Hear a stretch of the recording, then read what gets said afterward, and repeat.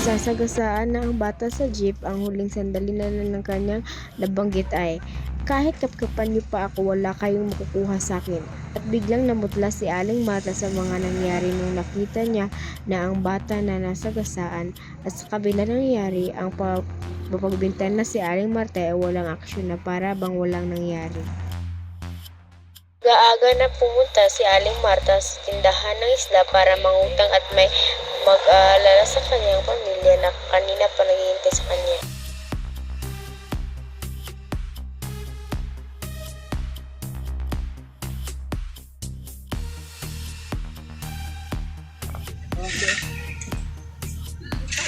Tao po?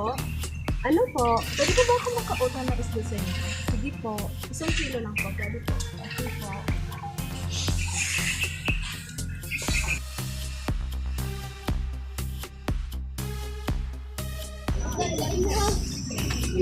Kaya pa na.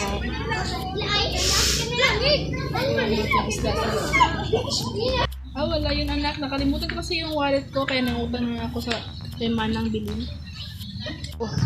Sila napakamahal, limutin nyo naman ho. Pinalagay nyo sa akin yung pitaka nyo na bago kayo umalis ng bahay. Ngunit pagbalik ko, bandang ibibigay ko na yung bag nyo. Agad na lang kayong nawala sa paningin ko. Ganun ba?